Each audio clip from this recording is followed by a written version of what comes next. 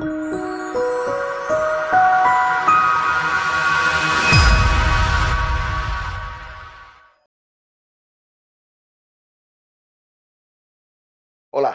my name is Carlos Vargas-Ramos. I am the Director for Public Policy for the Center for Puerto Rican Studies at Hunter College, City University of New York. For me, it is a pleasure to be here today at the invitation of the Florida Hispanic Chamber of Commerce. As I said, it's a pleasure for me to be part of this conference and to be able to provide some information that I believe may be of assistance in the conversations that you will be engaged in through the process. I am sharing with you what will be some slide that will frame the conversation that I will be having with you here today. It is a pre-recorded conversation because unfortunately I will not be able to attend in person, even if virtually, but I just wanted to make sure that you were able to receive this information that I have to share with you. I will start by saying that the Puerto Rican population in the United States continues to grow. According to estimates from the U.S. Census Bureau for 2019, the last year for which detailed numbers are publicly available, there were 5.8 million Puerto Ricans in the United States. This compares to the 3.2 million the Census Bureau accounted for in Puerto Rico in its decennial census. Therefore, in total, there are 9 million persons who identify as Puerto Ricans under the jurisdictions of the United States. The fact that the majority of the population that identifies as Puerto Ricans are resided in one of the 50 states or the District of Columbia has been evident since 2005, when the Census Bureau noted in its population figures this fact. Up until this year, or rather until the year 2010, the majority of Puerto Ricans in the United States still lived in the Northeast. However, this is expected to change considering the rapid growth of the Puerto Rican population in the Southeast, centered around the state of Florida. Nevertheless, the Northeast is still expected to be the home region for the plurality of the Puerto Rican population in the United States. And you can see in these slides, those changes. The line in blue represents Puerto Ricans in the United States, shifting over in 2005 over the Puerto Rican population in the United States. And the two bottom lines, the two bottom curves, denote the Puerto Rican population in Florida and in New York State. Emblematic of these population dynamics are the two states with the most Puerto Ricans, Florida and New York. From being a state whose Puerto Rican population did not reach 250,000 in 1980, Florida now is a state with the most Puerto Ricans in the country, with nearly 1.2 million. In contrast, New York, traditionally the home to most Puerto Ricans in the U.S., now only houses just under 1.1 million Puerto Ricans. Combined, New York and Florida contain nearly 40% of the U.S. Puerto Rican population. In 1990, New York State alone held this same proportion of 40%. So that indicates how there has been a shift away from New York and towards other states, in this case, Florida. A large majority of Puerto Ricans in the United States were born in one of the 50 states and DC, with nearly 47% residing in the state they lived in. You can see this in the second column that denotes the Puerto Rican population in the United States. There is also 21% of Puerto Ricans in the United States that were born in Puerto Rico. However, the proportion of Puerto Rico-born Puerto Ricans varies by state. For instance, 24% of Puerto Ricans in New York State were born in Puerto Rico, compared to 40% of Puerto Ricans in Florida. Of course, birth in Puerto Rico does not necessarily indicate how recently those Puerto Ricans may have moved from Puerto Rico. In fact, many Puerto Rican-born Puerto Ricans in the state of Florida moved to that state from elsewhere in the United States. This is noted by the fact that only 26% of Puerto Ricans in Florida were born in that state. Another 30% were born elsewhere in the United States. As an aside, I want to underscore that the majority of people in Puerto Rico, 91%, are Puerto Ricans born in Puerto Rico. Another 4.2% are Puerto Ricans born in the United States. Therefore, while there has been an increasing concern about non-Puerto Ricans settling in Puerto Rico, more than 95% of people in Puerto Rico are Puerto Rican. I now want to move to describe very superficially and quickly some socio-demographic factors and some socioeconomic factors that affect the material conditions of Puerto Ricans.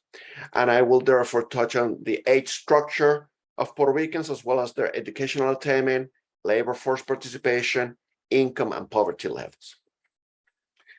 The Puerto Rican population in the United States is young. And it is young relative to the overall population in the United States, as well as the Puerto Rican population in Puerto Rico. Their median age in 2019 was 30.9 years, compared to the overall population, whose median age was 38.5 years, and the population in Puerto Rico, whose median age was 43.1 years. This youth, while still evident in the two states with the most Puerto Ricans, is most evident in the Puerto Rican population outside of New York and Florida, in both of which the median age was 34 years. This age structure and distribution is also measured in two other measures of age: the population of 18 years of age and over, as well as the population 65 years of age and over. Puerto Ricans in the United States overall are relatively and comparatively younger than the U.S. population, the Puerto Rican population in Puerto Rico, in New York, and in Florida. Age is an important socio-demographic variable and one to observe because it anticipates public policy needs for the present and the future. An aging population requires allocation of public resources away from younger cohorts, say, for instance, in terms of schools, after-school programs, towards older cohorts and their needs, for instance, greater access to geriatric care, supportive services, etc. Age distribution and structure, rather, also has implications for the labor market, as younger cohorts also have supply additional workers to the economy, while retiring workers reduce this labor supply and the number of taxpayers and the tax rate those taxpayers pay the government as a way to provide social revenues. Household composition is also relevant for this discussion for a variety of reasons. I will simply highlight the fact that the composition of the household has implication for both household expenses as well as household purchasing power. The majority of households for Puerto Ricans, as well as people in Puerto Rico and the United States, is made up of family members. That is, households made up of members related by birth, marriage, or adoption. This is the case for 65% of households in the US, 66% of households in Puerto Rico, and for Puerto Ricans in the United States. But this is not the case for Puerto Rican households in Florida and New York. In Florida, the proportion of family household is higher at 71% than for any other jurisdiction discussed. In the case of New York, the proportion is smaller at 59% than for any other jurisdiction. New York also has a distinction of having a greater proportion of non-family households, 41%, and of persons living alone, 14.5%, while Florida has a greater proportion of households made up of family with married couple, 5%. Much, and switching to educational attainment, much has been made about the educational attainment of the population in Puerto Rico, given the high level of persons with a college degree. But this level of educational attainment is relative. Yes, nearly 1/5 of Puerto Ricans in Puerto Rico have a college degree, but it is still lower by 1% than the rate of persons in the United States that have a college degree. The educational attainment for Puerto Ricans in Puerto Rico and the overall population in the United States is nevertheless lower. This is because Puerto Ricans have lower proportions of persons with some college education or an associate degree, a college degree, or a graduate education. Furthermore, Puerto Ricans have a higher proportion of the population with only a high school degree or equivalent, and disproportionately high levels of persons with less than a high school degree. Puerto Ricans in the United States, in general, have an educational profile somewhat similar to Puerto Ricans in Puerto Rico, with two notable exceptions. In general, Puerto Ricans in the United States have a similarly low level of educational attainment, given the disproportionate percentage of people that have only a high school degree or did not finish high school. But Puerto Ricans in Puerto Rico tend to have a higher proportion of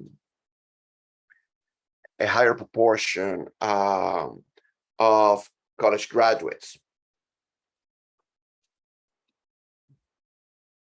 On the other hand, Puerto Ricans in the United States have higher rates of having associate's degrees or having some level of college than Puerto Ricans in Puerto Rico or the United States population as a whole. And this is most prominent among Puerto Ricans in the state of Florida. I'll shift over to another important variable, the ability to speak English and the ability to speak another language, because of the implications both have for employment opportunities for those seeking jobs, as well as business opportunities for those seeking to market their goods and services to specific segments of the population. Being able to speak English effectively increases employment opportunity to persons in the United States and in Puerto Rico, but so does being bilingual, as it increases the person's human capital that may be attractive in the labor market. The vast majority of Puerto Ricans in the United States, 83%, speaks English at least very well or exclusively. Only 17% speak English less than very well or not at all. This is not the case in Puerto Rico, where nearly 3/4 of the population does not speak English at all or does not speak it very well. Insofar as language ability, Puerto Ricans in the state of Florida are somewhat distinct from Puerto Ricans elsewhere. They have a lower proportion of people who speak only English, 29%, and a greater proportion who are bilingual, 51%. All of these socio-demographic factors and socioeconomic precursors have an impact on employment opportunities for Puerto Ricans and their income levels. Because of their age structure and their human capitals, Puerto Ricans in the United States have a slightly greater labor force participation rate at 64.1% than the population as a whole in the United States, 63.6%. Labor force participation, as you may know, measures the percentage of the population that is working or looking for work among the population 16 years of age and older. On the other hand, they have, Puerto Ricans, a higher unemployment rate at 6.3% than that of the population as a whole, 4.5%. Yet, these indicators for Puerto Ricans in the United States are better than for Puerto Ricans in Puerto Rico, where labor force participation is nearly 20 percentage points lower at 45%, and the unemployment rate is double at 14%. Relative to Puerto Ricans in the United States overall, Puerto Ricans in Florida and New York have lower rates of labor force participation. In Florida, 62% of Puerto Ricans are in the labor force. In New York, this percentage is even lower at 58%. The unemployment rate also differs in these two states. It is lower in Florida at 4%, but higher in New York at 7%. Because of their relative youth, their relatively lower educational attainment, relatively higher unemployment rate, the income for the Puerto Rican population as a whole is lower than it is for the US population as a whole. This is the case irrespective of whether you measure income as median household income or per capita income. For Puerto Ricans in the United States overall, the median household income was $50,473 compared to $65,712 for the country's population as a whole. For Puerto Ricans, per capita income was more than $11,700 lower at $23,905 than for the U.S. population as a whole, which was $35,672. Relative to Puerto Ricans in Puerto Rico, income is much higher among Puerto Ricans in the United States by more than $30,000 in terms of median household income and by more than $10,000 in terms of per capita income. The median household income for Puerto Ricans in Florida is higher than for Puerto Ricans overall, $51,816, but lower for Puerto Ricans in New York at $44,742. On the other hand, per capita income was higher in New York at $26,048 than in Florida at $22,379. This difference is likely the result of the fact that there are fewer Puerto Rican earning income in New York, but at a higher wage or salary than for Puerto Ricans in Florida or elsewhere in the United States. Given these differences in income and employment, we can observe that Puerto Ricans in the United States have higher poverty levels than the U.S. population as a whole. The rate of poverty for all families is twice as high for Puerto Rican at 17% than the U.S. population as a whole at 8.6%. When measured for all people, the Puerto Rican rate of poverty is still higher by 8 percentage points than for all people in the United States. The poverty rate in Puerto Rico is extraordinarily high at about 40%. In New York, poverty rates are higher than for other Puerto Ricans in the United States, while they are about 4 percentage points lower in Florida. I hope that these numbers that I have shared with you and the overall snapshot of some of the material conditions for Puerto Ricans in the United States is useful as you engage in what all hope are fruitful conversations and interactions in the space that is allowed by the Florida Hispanic Chamber of Commerce. Saludos y gracias.